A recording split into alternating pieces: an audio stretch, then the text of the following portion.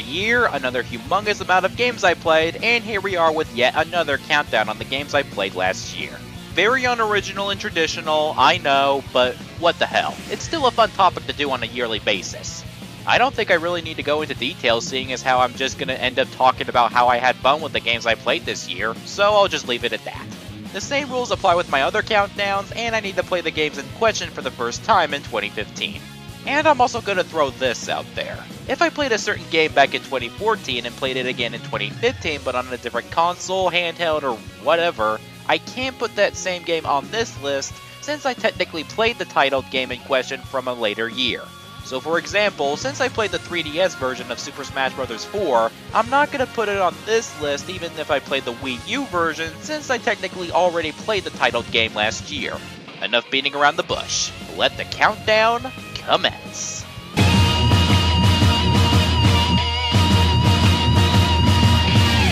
Before I talk about this game, I like to say thank you to JP, aka the Omni Slayer, for gifting me this game on my birthday. Much appreciated, man. Alright, now let's talk about Skullgirls. As the title implies, this is a fighting game with a cast of characters consisting of women. Mostly. Each of these lovely females have their own different personalities, abilities, and fighting styles. You got the kinky nurse, who might be a tad bit insane, the homage to old school cartoons, the demented monster, a sexy princess who uses an actual parasol as a weapon, a surprisingly cute lady from the undead, and a cat girl who can take off her head and use that as a weapon. Just to name a few. It's a hoot to play as all of these characters and try out their different fighting styles. There's really not much else to say about this game as far as fighting games go, but this is without a doubt a must-have for all you people out there who appreciate fighting games.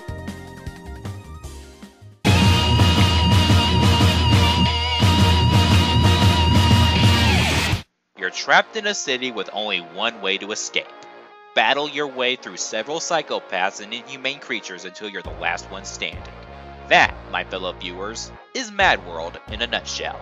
It plays similarly to No More Heroes, where the protagonist is in a death-defying game to kill everyone and everything in his sight, resulting in a very bloody and gory pool of insanity. You have to get a certain amount of points in order to reach the level's boss. The more creative your kills are, the more points you can rack up. The ways you can murder every poor motherfucker in your direction are endless. You could slam them into spikes, throw them into fans, jam signs into their necks, and cut them up in half with the built-in chainsaw you have on one of your hands.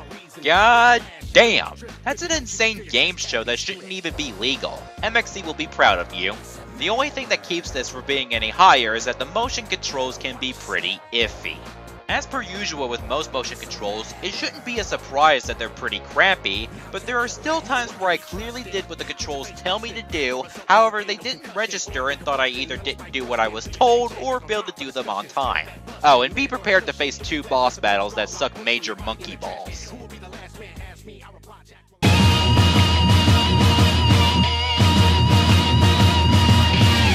So I recently graduated from this hell known as high school last year. It was quite a wonderful and exciting feeling to get out of there, I tell ya. And as a present, my family got me a very wonderful gift in the form of none other than the Wii U, baby. To be more specific, the bundle that came with Super Mario 3D World and Nintendo Land. Though while I do enjoy Nintendo Land, I've played very little of it. So it looks like I'll have to babble about Super Mario 3D World. This time around, you don't have to save Princess Peach from Bowser's claws, thank God. The premise is that Mario, Luigi, Peach, and Blue Toad search around the Mushroom Kingdom until they spot a pipe. After fixing that said pipe, our 4 heroes encounter this fairy-like creature called Sprixie, who tells them that there are other Sprixies that were captured by Bowser. But then, as if on cue, Bowser himself captures the fairy, and the 2 plumbers, the princess and Toad, set off on an adventure to stop Bowser in his evil doing, since he's the source of all bad things that happen in this kingdom. The gameplay is similar to the 3DS title, Super Mario 3D Land, where all the levels are in 3D free-roaming fun. The levels themselves are all very clever and have some unique designs and hazards. I mean no exaggeration when I say that these are honestly some of my favorite levels from the entire Mario series. The power-ups are pretty cool too. Classics like Boomerang and the Tanuki suit return, and the newest power-up, the Super Bell, which turns the character into a cat, is one of my newest favorites. There's something about dressing up like a cat and being able to climb up walls that I just find entertaining. It's definitely not an extraordinary title, but for my first Wii U game I've ever played, it did a pretty exquisite job on showing off what the Wii U is capable of doing, and I can't wait to play much more Wii U games that are out there.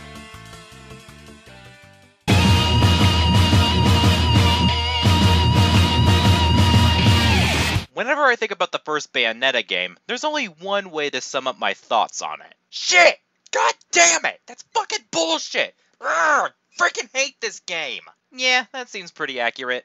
I will admit that I have fun playing the game at some certain points, but for about 80% of the time, it's so goddamn cruel. The cheap enemies and bosses, having to rely on a storm load of items to help you beat most of the game, and especially the damn QuickTime events, are what make me have mixed feelings for Bayonetta. Thankfully, the sequel helped patch up any negativity I felt from the first game. There's no contest here. Bayonetta 2 improved on everything from its predecessor. For starters, I actually care about the story and characters. The only character I actually liked from the first game was the titled character herself. And the more the game went on, the more I cared less and less about what's happening in the game. But now characters that were from the previous game and newcomers actually feel like they have more meaning to the story at hand, and I grew appreciating. The game also felt more fair, and there are hardly any cheap moments. For the most part, if I ever died in the game, I really did think it was my fault. No difficulty spikes attached. And thank the Lord that they took out the QuickTime events. Now anytime you were required to mash the buttons on your Wii U controller was when you used Bayonetta's torture attacks in obliterating the bosses. While Bayonetta looks stylish, seductive, and ever so lovely as usual. Bayonetta 2 also comes with the Wii U version of the first game, so if you want to pull out your hair and break some controllers, there's a challenge for you there. On an ending note, I like to point out that Bayonetta is more attractive with her hair shorter. What? I have a thing for girls with short hair.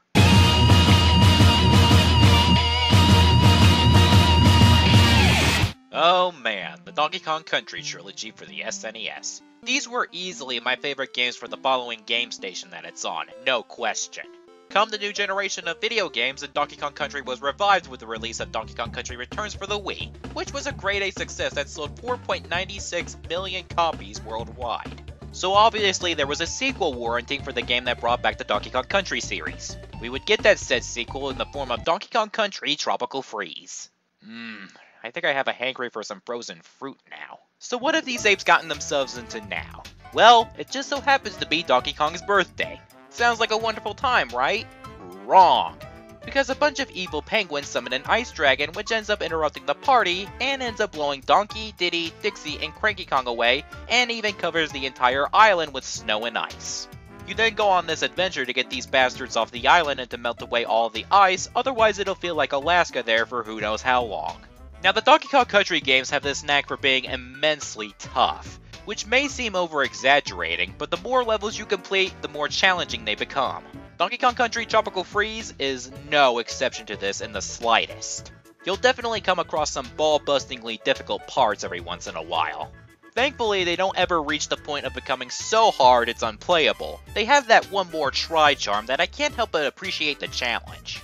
Throughout each level, you play as Donkey Kong, and there are barrels labeled DK, DX, and CK, which indicates which Kong is in the barrel that you can use to tag along with. Diddy, Dixie, and Cranky all have different abilities that stick out from each other. If you have Diddy out, he can use his jetpack to stay in the air for a little longer, Dixie uses her ponytail as a jump boost to get to out-of-reach platforms, and Cranky, making his first playable character debut, can use his cane to bounce off of dangerous surfaces similar to Scrooge McDuck in DuckTales. If I had to rank this game with the other current Donkey Kong Country games, it would probably be smack dab into the middle. It tried new things and accomplished in doing so, but I personally don't enjoy it as much as the first two games on the SNES. Don't get the wrong impression though, Returns and Dixie Kong's Double Trouble are great as well.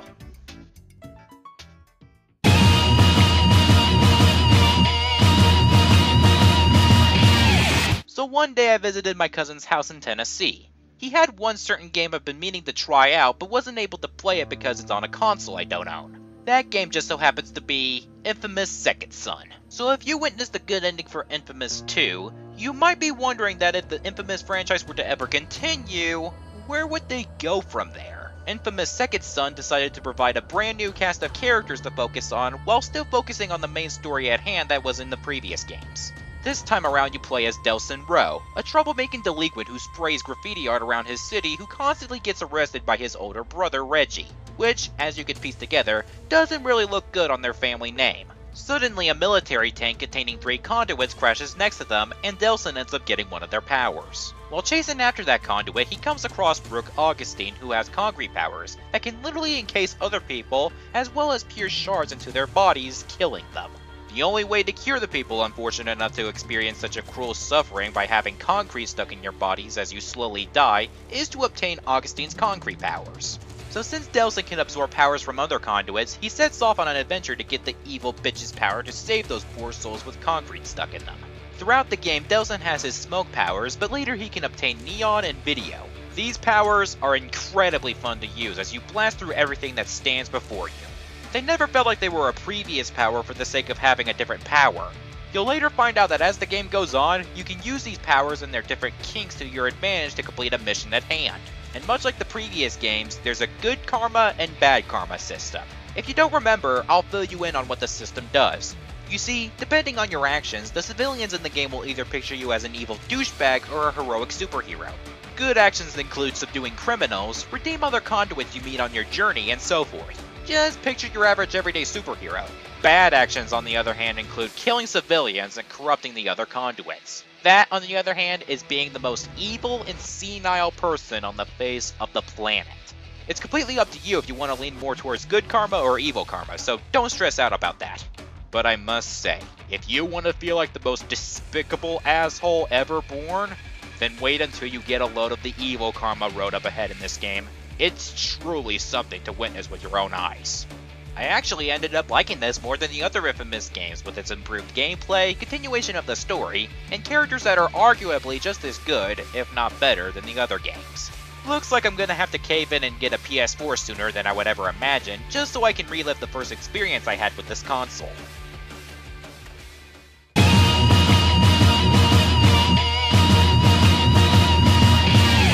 I could take the easily lazy route and just tell you all to go to a certain video of mine to hear my thoughts on this certain game so I don't sound repetitive, but that would be an insult to effort, so it looks like I'm gonna have to talk about South Park: The Stick of Truth yet again. South Park: The Stick of Truth has you exploring the open world of the fictional world of Colorado, meeting and battling many crazy and wacky people in the town with your own created character. During the fighting portion of the game, you can choose 6 different partners, who all happen to be the main characters that are focused the most in its respective TV show. Each partner has different gimmicks and powers that can work to your advantage if you're ever in a jam. Each mission you partake in has their own bit of amusing exploration and challenge that bring the game to life, much like an RPG should.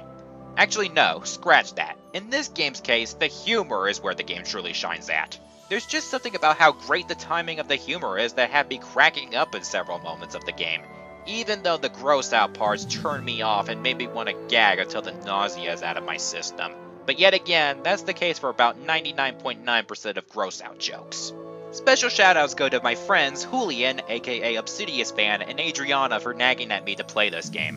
While I still have some negative feelings towards South Park, I still consider it one of the only adult cartoons I'll actually be able to sit through. Not saying it's a show I would watch on a daily basis, but I could still be able to tolerate it. Can't wait for its sequel to come out and see what crazy misadventure the cast of South Park gets into in the fractured but whole. Nope, not even going to comment on that.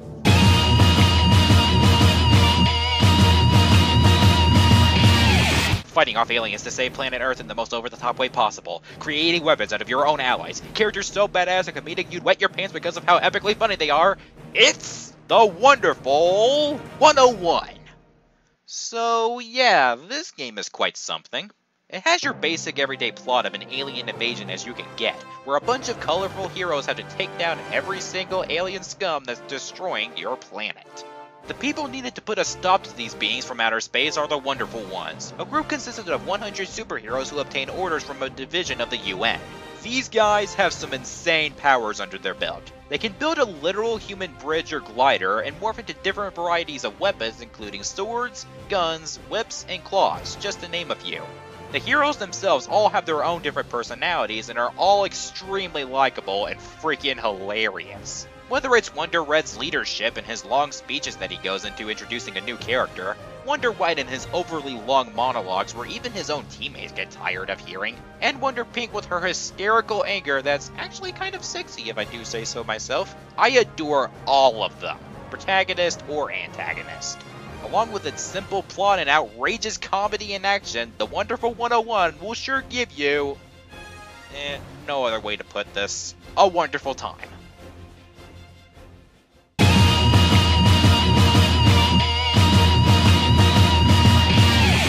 I've given my thoughts on the horror genre before, and let's just say that I'm not that fond of it. I personally don't understand the idea of being scared to be entertaining to certain people. But hey, if the purpose of horror is to scare the ever-loving daylights out of people, then I guess they're doing the job correctly. I will admit that The Last of Us is one of the only exceptions, though. The Last of Us takes place in a post-apocalyptic world where a load of cannibalistic mutant fungus monsters roam the streets.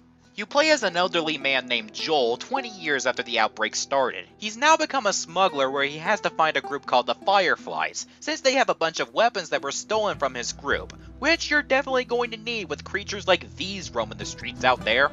The leader of the group promises to double their weapons cache if he escorts a young teenage girl named Ellie to the Boston Capitol building safely. We then shockingly discover that Ellie happens to be infected by the deadly fungus monsters. Normally, the infection goes into full effect within 2 days, but according to her, she's had this infection for over 3 weeks. What does this mean? How come she's infected and hasn't even turned into those creatures yet? Will Joel and Ellie survive this onslaught of deadly forces in their way to make it out alive? I for one would love to say if they do or not, but that would be spoilers and I've got to steer clear of those.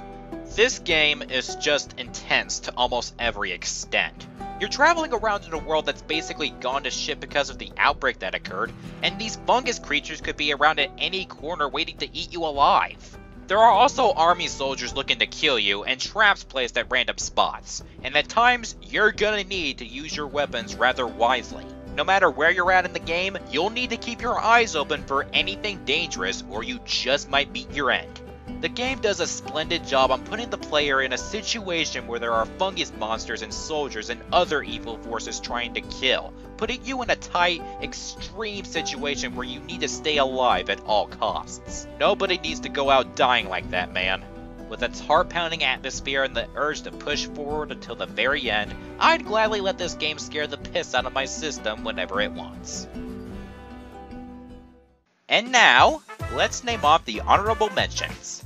Star Fox 64 3D, Bioshock, Kingdom Hearts Birth by Sleep Final Mix, Mario and Sonic at the Sochi 2014 Olympic Winter Games, Mario Golf World Tour, the PS1 Spyro the Dragon Trilogy, Trinity Universe, Sonic and All-Stars Racing Transformed, Metroid Fusion, Shantae and the Pirate's Curse, Hyperdimension Neptunia Victory, Crash Bandicoot 2 and 3, Ty the Tasmanian Tiger 1, 2, and 3, Pokemon X and Y, Uncharted 3, and Sonic Rush.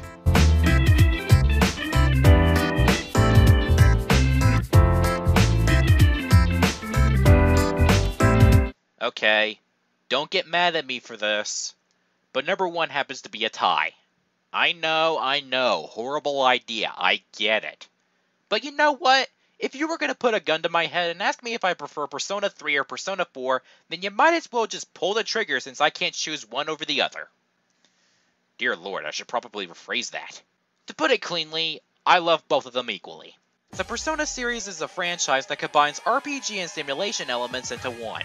And in them you play as Makoto Yuki in the 3rd game and Yu Narukami in the 4th, who move to a new city for peculiar reasons. As the protagonists enter their new schools, they come across several different students who little do they realize that they'll take part in something that might change their lives forever. In one game you have to uncover the truth on who's been murdering these people in your town and figure out how you're able to enter a TV. The other game is basically the same thing, except containing this thing called the Dark Hour, where everyone aside from the people who have a certain power will turn into coffins, and has a humongous tower called Tartarus. Both Tartarus and the TV world contain these creatures known as shadows, who want to eliminate anyone who dares step foot in their territory. The only ones who can fight them off are the protagonists and their friends, and the power of personas, a manifestation of a person's personality that holds different abilities and weaknesses. The plot and mystery at hand are what really drive these two games forward. Throughout the games you'll find yourself constantly asking, who's responsible for doing this? What are Tartarus and the TV world's purpose and how did they first get created? And will a bunch of teenagers in high school really be able to bring down whoever's the cause of all of this? It keeps you on your toes until the very end, and you want to put all of the pieces of this story-driven puzzle together. The characters in both games are just brilliant. Probably the best cast of characters in a video game series ever. That especially goes for the main cast. All of them are comedic and have amazing personalities. And in Persona 4's case, they go through cases that any person you might know may be going through too. Whether it's being jealous of one of your friends but you don't want to jeopardize that friend's feelings, or even acting tough and dangerous looking because you have a fear of being rejected by other people just for being into things that, in which case, don't fit your particular gender. You find out more about the characters while hanging out with them and building up your social links, which can level up personas that you fuse together faster. As long as it ain't Takaya, King Moron, and Mitsuo, you'll adore pretty much all of the characters in both of these games. Persona 4 and 3 really does make you use your brain a lot too. You can either max up them social links that you've got on you, study for school, enter the stores the town have to raise your traits like courage and knowledge, or enter Tartarus or the TV world to defeat shadows to level up all of the characters. You can use these free time moments that you have however you like, but you better use them wisely since they play a major part as to whether or not you'll be strong enough to go further into the game. Persona 3 and 4, what else is there to say about them? They're amazing games with tremendous characters, intriguing stories, killer soundtracks, and they gave me the most entertainment out of all the other games I've played last year. I'm the Hedgehog Ninja, and for God's sakes, just give us Persona 5 already! I can't withstand the excitement I have in my system anymore!